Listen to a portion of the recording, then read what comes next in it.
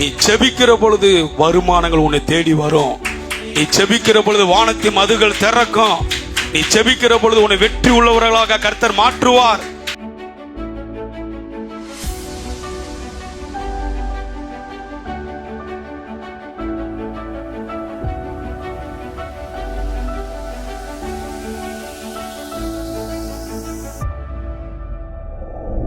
வாழ்க்கையில தேவனை மையமா கொண்டு வந்து பாருங்க.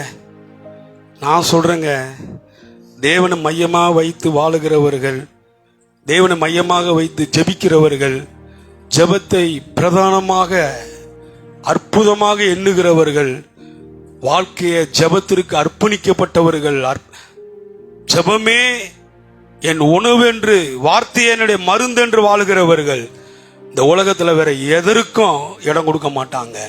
கர்த்தருக்கு முதலிடம் கொடுப்பார்கள். ஜெபங்கள் மாற்ற முடியாதத மனுஷனுடைய முயற்சிகள் மாற்றாது. ஆமென். ஜெபம் தேவனை மாற்றுவதற்காக அல்ல, ஜெபம் என்னை மாற்றுவதற்காக. ஜெபம் என் வாழ்க்கையை உருவாக்குவதற்காக. அதனாலதான் தேவனுக்கு கொடுக்க வேண்டிய இடத்தை கொடுத்து, நீங்க தேவன் எவ்வளவு நல்லவர் என்பதை, எல்சடாய் தேவன் என்பதை, சர்வ வல்லமுள்ள தேவன் என்பதை உங்க வாழ்க்கையில அவர் வெளிப்பட வேண்டும் என்பதை அவர் விரும்புகிறார். ஆகையால் உங்களை செபிக்க சொல்லுகிறார்.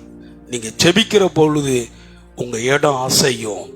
நீங்க செபிக்கிற பொழுது உங்களை விட்டு பிசாசு ஓட ஆரம்பிக்கும். நீங்க ஜெபிக்கிற பொழுது கெட்ட பழக்கங்கள் மாற ஆரம்பிக்கும்.